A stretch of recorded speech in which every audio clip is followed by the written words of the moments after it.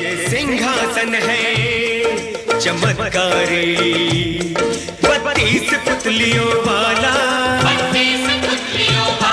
इसकी हर पुतली का किस्सा है एक से एक निराला, एक से एक निराला, एक से एक निराला।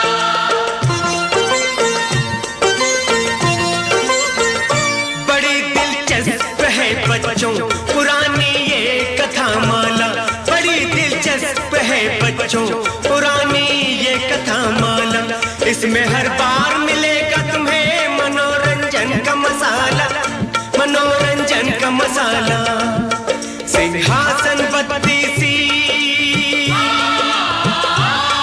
सिंहासन 32, सिंहासन 32।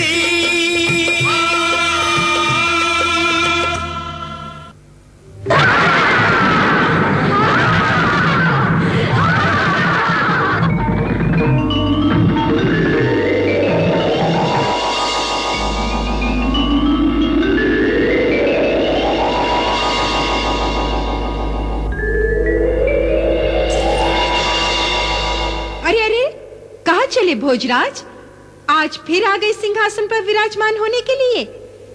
नहीं नहीं पृथ्वीपति, माना कि आप बहुत बड़े राजा हैं, लेकिन इतने बड़े नहीं, इतने महान नहीं जितने वीर विक्रमादित्य थे जिनका ये सिंहासन है। इस पर बैठने के पहले जरा सोचिए महाराज, कहाँ विक्रमादित्य और कहाँ आप।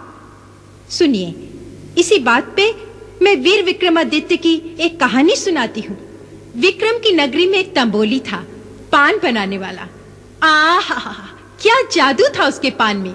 दूर दूर से लोग आते थे उसके यहाँ पान खाने, और जो नहीं आते थे वो मंगवा लेते थे। बड़ा दिव्य भोजन करवाया श्रेष्ठी पुत्र ने, आत्मा गदगद हो गई। जय हो। और दक्षिणा भी अच्छी दी। अच्छा। अब एक अच्छा सा पान खा ले तो घर जाके तान खूटी सो जाएं। लीजिए पंडित जी। वही सब डला है जो हमें प्रिय है। निश्चिंत रहिए महाराज। रहने दीजिए पंडित जी। ले लो। आपको पान खिला, थोड़े पुण्य के भागी हम भी हो जाएंगे। ले लो। कभी कभी जब हमें दक्षिणा मिला करे तो ले लिया करो, आशीर्वाद समझकर। जय हो। कल भैरवनाथ के चरणों में चढ़ाएंगे इसे।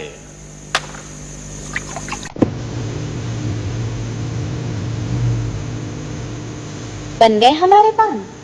हाँ बन गए। देवी, एक प्रश्न करूं आपसे? हाँ कहो। ये आप रोज आकर मुझसे पान ले जाती हैं और बदले में एक स्वर्ण मुद्रा दी जाती है, तो मैं जानना चाहता हूँ, रोज ये आप पान किसके लिए ले जाती है? कौन है जो एक स्वर्ण मुद्रा देता है हमारे पान के लिए? देख मुए, तू अपना चुपचाप पान लगाया कर, ज्यादा कान खड़े करना अच्छा नहीं, और अपनी मुद्रा संभाल। मैं ये पान किसके लिए ले जाती हूँ, क्यों ले जाती हूँ, इसे तुझे क्या? पर हम पर रोज इतनी बड़ी कृपा कौन करता है, ये जानने का भी अधिकार नहीं हमारा? बिल्कुल नहीं। आगे से ऐसा प्रश्न पूछा तो ये जो रोज सोने का सिक्का मिल रहा है ना, वो भी नहीं मिलेगा, समझे? पर ये रख ले चुपचाप। पर आदमी के मन की कुलबुल की जब तक सच्चाई का पता ना लगे, रात को नींद ना आए, वो स्त्री उसकी दुकान पर आए, सोने का सिक्का थमाए और पान लेकर चली जाए। पान वाला सोचे कि हो ना हो इसमें कुछ भेद है। एक दिन उससे रहा न गया, उसने छोड़ी दुकान और रहस्य जानने के लिए उस स्त्री के पीछे चल पड़ा।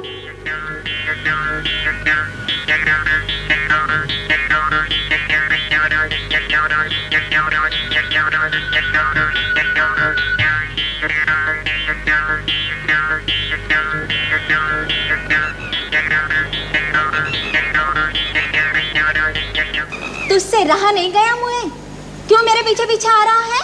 यही देखने कि तू जाती कहाँ है। मैं कहीं भी जाऊं, तुझे इसे क्या? जिस कृपालु ने रोज एक एक सोने का सिक्का देकर मुझे इतना धनवान बना दिया, उसके एक बार दर्शन तो करवा दे देवी। वो व्यक्ति कोई पुरुष नहीं, स्त्री है। उसी से मिला दे, बड़ी कृपा हो।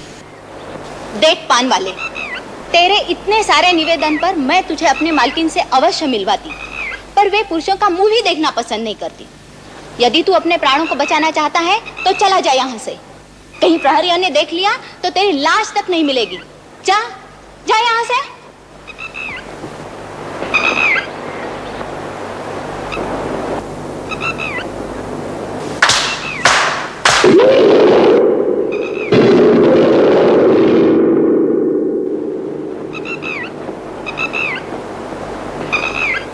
ये सुनकर हम तो डर गए भैया, कहीं सचमुच प्रहरियों को बुला ना ले। पर जब वो चट्टान में समा गई तो हम तो भागे भैया। क्या माया थी समझ नहीं पड़ा। कहीं कोई गहरा चक्कर है, कोई विष कन्या हो, कोई गुप्तचर हो शत्रु की। कल कहीं पकड़ी गई तो तुम्हारा नाम आएगा कि रोज पान खिलाता था। हाँ, हमारी मानो, महाराज विक्रमादित्य को जाकर पूरी घटना, जो कुछ तुमने अपनी आंखों से देखा है बता दो। वे सशक्त हैं, जो आवश्यक समझेंगे करेंगे। जो इन आंखों से देखी आपको सच्ची सच्ची बता दी महाराज। वो स्त्री कब आती तुम्हारे यहाँ पान देने? रोज दोपहर को आती है महाराज। ठीक है, तुम जाओ। प्रणाम महाराज। आज्ञा हो, अपने कुछ सैनिक भेजकर उस स्त्री को पकड़कर बुलवा ले महाराज। ये रहस्य है पर अपराध नहीं। तुम चिंता ना करो, हम देखेंगे।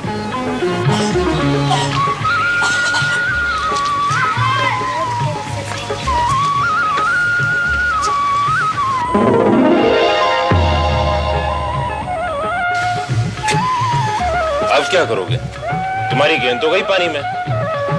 यदि तुम कहो तो हम अंदर उतर के निकाल दें। कुएं में उतरने की आपको कोई आवश्यकता नहीं है। अबोली रानी हमारी गेंद वापस कर देगी। अबोली रानी? अबोली रानी, अबोली रानी हमारी गेंद वापस कर दे। हमारी गेंद मिल गई, हमारी गेंद मिल गई, हमारी गेंद मिल गई, हमारी गेंद मिल गई। ये अबोली रानी कौन है? वो ठीक पाताल में रहती है। अच्छा, तुमने उसे कभी देखा है? कभी नहीं देखा, पर कहते हैं कि वो बड़ी सुंदर है। चलो चले।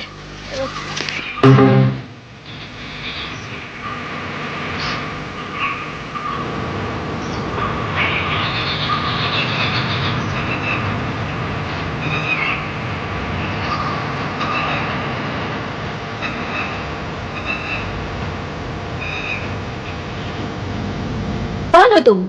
मेरे पीछे पीछे क्यों आ रहे हो? मैं हूँ विक्रम। विक्रम? महाराजा विक्रमादित्य? आप राजा विक्रमादित्य हैं?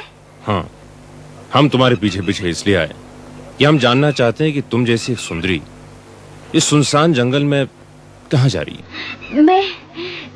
मैं एक साधारण दासी हूँ।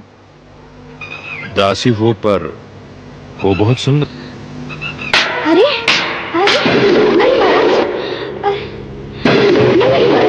महाराज, ये आपने क्या किया? यदि अबोली रानी को पता चलेगा कि मैं एक पुरुष को लेकर यहाँ अंदर आई तो वो मेरे प्राण ले लेगी। कौन है ये अबोली रानी? पुरुषों से इतनी? हाँ महाराज, उसे पुरुषों से घृणा है, तभी तो अपना सारा राजपाट छोड़कर यहाँ पाताल में महल बनाकर रह रही है। तुम्हारी स्वामिनी अबोली रानी क्यों कहलाती? वो मौन रहती है, पर्दे में छुपकर, उन्हें कोई देख नहीं सकता। हम तो उन्हें देख कर ही जाएंगे। कितने ही चुप रहे, उनका स्वर सुने बिना हम लौटे। आप बहुत बड़े संकट को आमंत्रित कर रहे हैं महाबली। आप उनकी शर्त नहीं जान। क्या है वो शर्त? कौन है ये पुरुष? ये आया कैसे यहाँ? ले चलो इसे, चलो।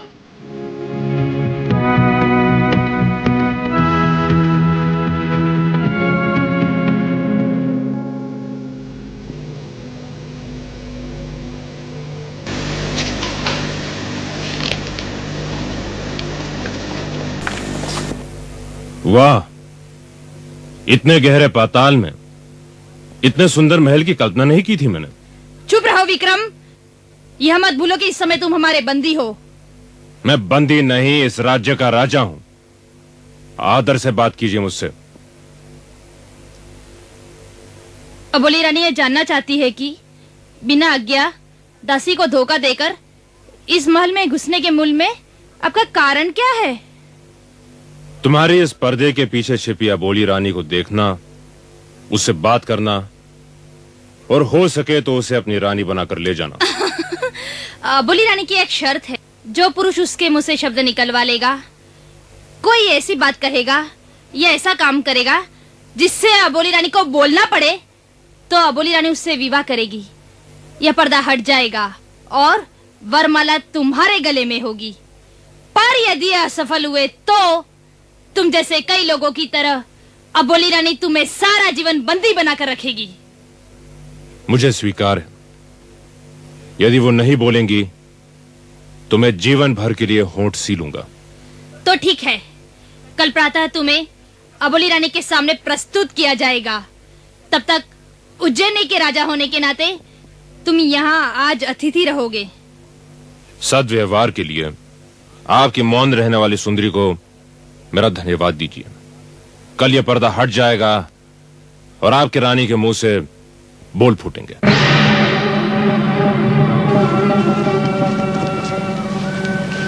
कौन है? हमारे बंदी, हमारे सेवक, हमारे दास। इस अत्याचार का कारण क्या दोष है इनका? ये मूर्ख भी तुम्हारी तरह अबोली रानी का हृदय जीतने और विवाह करने आए थे। न जाने क्या क्या गाकर, नाचकर, कथा सुनाकर रह गए। फिर भी अबोली रानी के मुंह से एक शब्द भी ना निकला। तुम्हारी रानी का हृदय पत्थर है और किसी कारण से नहीं तो इन दुखी लोगों को मुक्ति दिलाने के लिए उस पत्थर का पिघलना जरूरी है। अपने सुख के लिए नहीं, इन सब की पीड़ा दूर करने के लिए अबोली को बोलना होगा। कल तुम भी इस कतार में दिखाई दोगे विक्रम।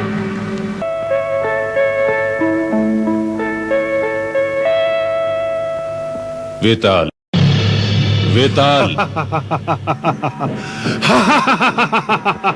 प्रणाम महाराज। आपका सेवक वेताल आपकी सेवा में उपस्थित है। आप यहाँ कैसे? हम उलझन में फंस गए हैं, तुम्हारी सहायता चाहते हैं वेताल। आज्ञा कीजिए। कल हम अबोली रानी को एक कथा सुनाएंगे, तुम वहां अदृश्य रूप से उपस्थित रहोगे। अवश्य। मुझे क्या करना होगा? हम चाहते हैं कल हमारी कहानी सुनने के बाद यदि अबोली रानी मुंह से ना बोले तो भी उसका अंग अंग, हर आभूषण, हर गहना बोलना चाहिए।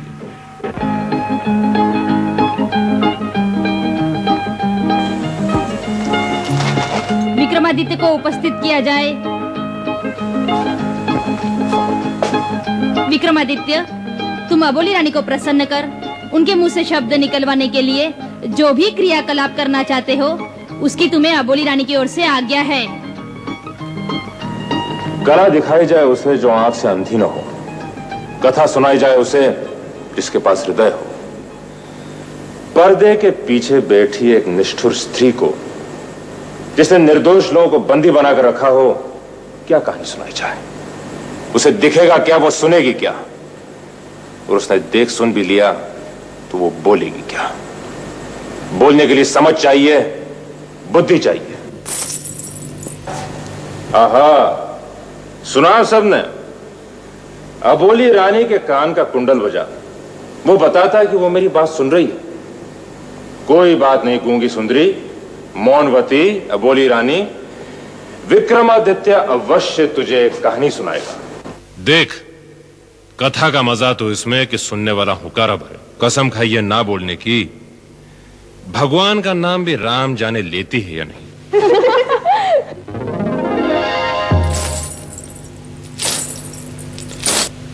बजे कुंडल, अबोली रानी का हुकारा देने का यही ढंग है। बस अबोली जी, जब हम कथा सुनाएं, आप इसी तरह कभी कान के कुंडल, कभी हाथ की चूड़ियां, तो कभी पैर के पायल बजा दिया करें। हम समझ लेंगे कि आप हमारी कथा सुन रही हैं। हां तो सुनिए एक कहानी। 4 मित्र, परम मित्र, एक ब्राह्मण, एक सुनार, एक सुतार और एक बुनकर।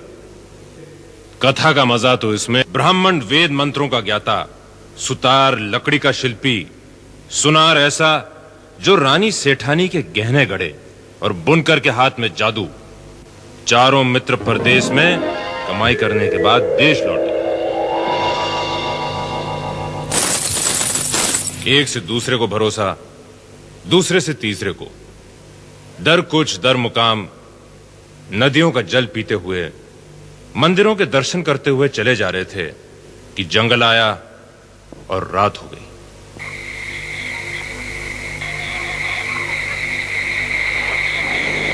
क्या करें भाई, चारों तरफ जंगल है, रात का वक्त है और कहीं कोई चोर डाकू ना आ जाए, अपनी तो बरसों की कमाई लूट जाएगी। अरे अगर चोर लेगा तो पता भी नहीं लगेगा।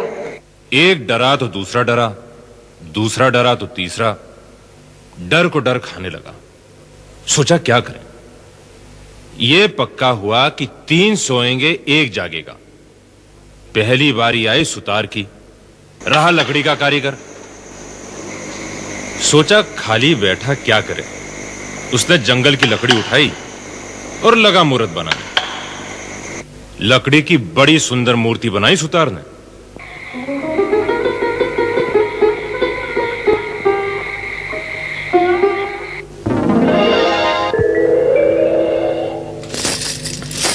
कुछ देर बाद बुनकर उठा।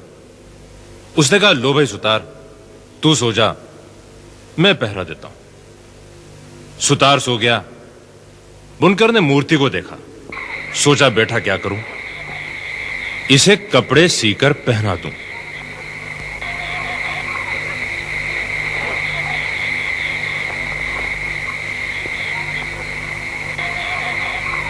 फिर जागने की बारी आई सुनार की। उसने मूर्ति को आभूषणों से सजा दिया। नाक में बेसर, कान में बाली, गले में माला, पैरों में सोने की झांझर डाल सजा दिया मूर्ति को। 3 प्रहर पूरे हुए, चौथा प्रहर आया तो सुनार सोया और ब्राह्मण देवता पहरा देने लगे। सोचने लगे, सुतार ने मूर्ति बनाई, बुनकर ने कपड़े पहनाए, सुनार ने गहनों से श्रृंगार कर दिया, तो मुझे भी कुछ करना चाहिए। पंडित जी बड़े ज्ञानी, कितनी पोथी पढ़े हुए, जंतर मंतर जानने वाले। उन्होंने एक मंत्र फूका और मूर्ति में प्राण आ गए।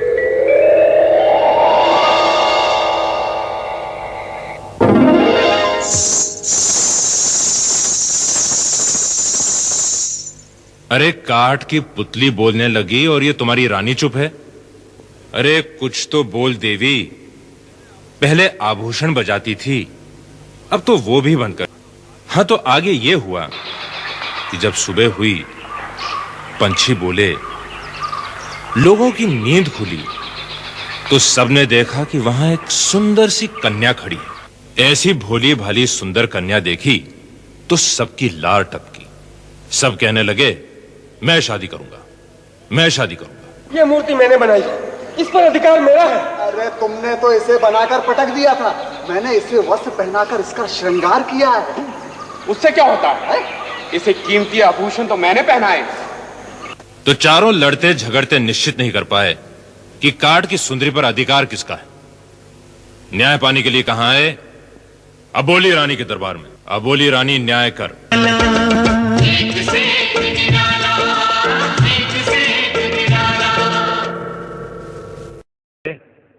अबोली रानी के दरबार में। अबोली रानी, न्याय कर। काठ सुंदरी किसकी? सुतार, बुनकर, सुनार और ब्राह्मण चारों तेरे सामने खड़े। बता, काठ सुंदरी का वर कौन? अरे तू क्यों बोलने लगी? ऐसा कर, यदि सुतार वर है तो कान के कुंडल फेंक पर्दे के इस तरफ। बुनकर वर है तो हाथ का कड़ा फेंक दे। सुनार वर है तो पैर की पायल फेंक दे। और ब्राह्मण वर है तो गले की माला फेंक दे। न्याय कर, न्याय कर। तू रानी है इस राज की, निर्णय ले और फेंक।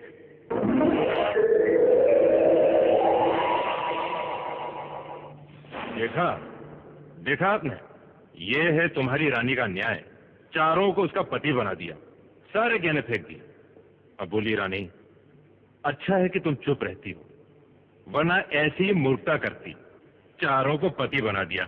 नहीं नहीं, जिसने पुतली बनाई वो उसका पिता हुआ, जिसने वस्त्र पहनाए वो उसका भाई हुआ, जिसने प्राण दिए वो परमात्मा है, ईश्वर है उसका पति, सुनार है, सुनार होगा उसका पति, जिसने आभूषण पहना है। अबोली रानी, आखिर आप बोल दी।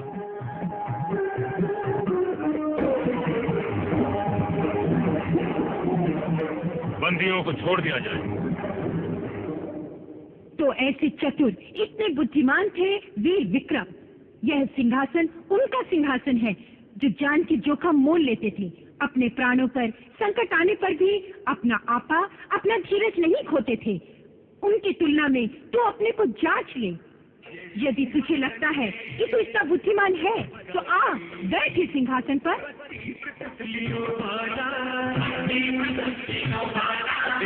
हर पुतली का किस्सा है एक से एक निराला।